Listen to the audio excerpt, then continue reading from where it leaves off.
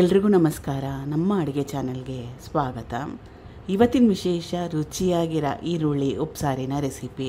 ಇದನ್ನು ಮಾಡಲಿಕ್ಕೆ ಕಾಳು, ಬೇಳೆ, ತರಕಾರಿನ ಬಸಿಯೋ ಅವಶ್ಯಕತೆ ಇಲ್ಲ, ಹಾಗೆ ಮಾಡ್ಕೋಬೋದು.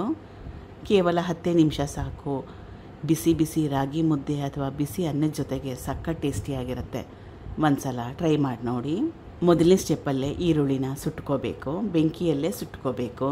ನೀರೊಲೆ ಇದ್ದರೆ ಅದರಲ್ಲೇ ಹಾಕಿ ಕೂಡ ಸುಟ್ಕೋಬೋದು, ಅಥವಾ ಈ ರೀತಿ ಸುಡ್ಲಿಕ್ಕೆ ಇಷ್ಟ ಇಲ್ಲ ಅಂದರೆ ತವಾ ಮೇಲೆ ಅಥವಾ ಬಾಣಲೆ ಮೇಲೆ ಕೂಡ ಹಾಕ್ಕೊಂಡು ಸುಟ್ಕೋಬೋದು. 2 ದೊಡ್ಡ ಈರುಳ್ಳಿನ ಉಪಯೋಗ ಮಾಡ್ತಾಯಿದ್ದೀನಿ. ಇದ್ರ ಜೊತೆಗೆ ಒಂದು ಬೆಳ್ಳುಳ್ಳಿ ಗಡ್ಡೆ ಸುಮಾರು 10ರಿಂದ 12 ಎಸಳಷ್ಟಿದೆ. ಗ್ಯಾಸ್ ಸ್ಟವ್ ಲೋ ಫ್ಲೇಮ್ನಲ್ಲಿ ಇಟ್ಕೊಂಡು ಸಣ್ಣ ಉರಿಲಿ ಇಟ್ಕೊಂಡು ಇದನ್ನು ಚೆನ್ನಾಗಿ ಸುಟ್ಕೋಬೇಕು. ಒಳಗಡೆ ಎಲ್ಲ ಚೆನ್ನಾಗಿ ಬೇಯಬೇಕು. ಹೈ ಫ್ಲೇಮ್ ಬೇಡ. ಹೈ ಫ್ಲೇಮ್ನಲ್ಲಿ ಬೇಗ ಏನೋ ಕಪ್ಪಾಗೋಗುತ್ತೆ, ಅದರ ಒಳಗಡೆ ಮೆತ್ತಗಾಗಲ್ಲ, ಬೆಂದಿರೋಲ್ಲ. ಸುಮಾರು 5ರಿಂದ 6 ನಿಮಿಷ ಬೇಕಾಗುತ್ತೆ ಒಳಗಡೆ ಎಲ್ಲ ಚೆನ್ನಾಗಿ ಬೇಯಲಿಕ್ಕೆ. ಲೋ ಫ್ಲೇಮ್ ಅಥವಾ ಸಣ್ಣ ಉರಿ ಕಡಿಮೆ ಅನಿಸಿದ್ರೆ ಸ್ವಲ್ಪ ಉರಿನ ಜಾಸ್ತಿ ಮಾಡ್ಕೊಬೋದು.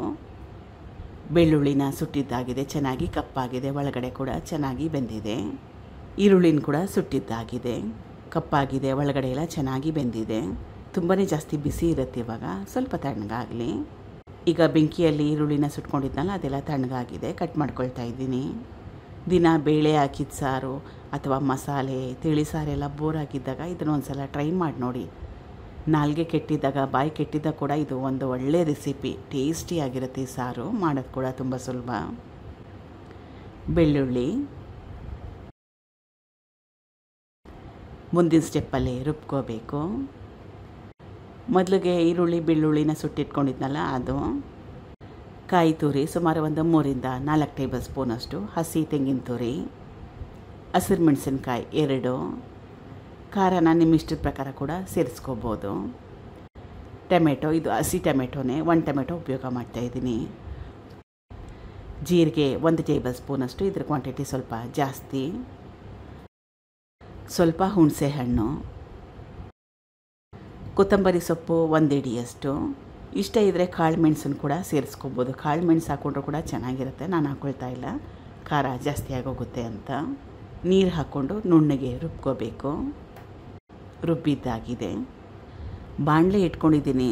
ಸ್ವಲ್ಪ ಎಣ್ಣೆ, ಸಾಸಿವೆ ಸಣ್ಣ ಚಮಚದಲ್ಲಿ 1 ಚಮಚದಷ್ಟು, ಒಣಮೆಣಸಿನ್ಕಾಯಿ, ಕರಿಬೇವಿನ ಸೊಪ್ಪಿದ್ರೆ ಅದನ್ನು ಕೂಡ ಹಾಕ್ಕೋಬೋದು. ರುಬ್ಬಿಟ್ಕೊಂಡಿದ್ನಲ್ಲ ಉಪ್ಸಾರು ಮಸಾಲ, ಅದು. ಕನ್ಸಿಸ್ಟೆನ್ಸಿನ ಅಡ್ಜಸ್ಟ್ ಮಾಡಲಿಕ್ಕೆ ನೀರು ಸುಮಾರು 1ರಿಂದ 1.5 ಲೀಟ್ರಷ್ಟು ನೀರನ್ನ ಉಪಯೋಗ ಮಾಡಿದ್ದೀನಿ. ತುಂಬಾ ಜಾಸ್ತಿ ಗಟ್ಟಿಯಾಗಿ ಮಾಡ್ಕೋಬೇಡಿ, ಉಪ್ಸಾರು ಚೆನ್ನಾಗಿರಲ್ಲ. ಸ್ವಲ್ಪ ತೆಳುವಾಗಿರಲಿ, ಅಥವಾ ನಿಮಗೆ ಯಾವ ರೀತಿ ಇಷ್ಟ ಆ ರೀತಿ. ಕನ್ಸಿಸ್ಟೆನ್ಸಿ ಫೈನಲ್ ಆದಮೇಲೆ ರುಚಿಗೆ ತಕ್ಕಷ್ಟು ಉಪ್ಪು, ಚೆನ್ನಾಗಿ ಕುದಿಸ್ಕೋಬೇಕು. ಈಗ ರುಚಿಯಾದ ಈರುಳ್ಳಿ ಉಪ್ಸಾರು ರೆಡಿಯಾಗಿದೆ. ಬಿಸಿ ರಾಗಿ ಮುದ್ದೆ ತುಪ್ಪದ ಜೊತೆಗೆ ಸರ್ವ್ ಮಾಡಿದ್ದೀನಿ. ಅನ್ನದ ಜೊತೆ ಕೂಡ ಚೆನ್ನಾಗಿರುತ್ತೆ. ಮಾಡೋದು ಕೂಡ ತುಂಬ ಸುಲಭ, ಈಸಿ ಕೂಡ ಮಾಡೋದು.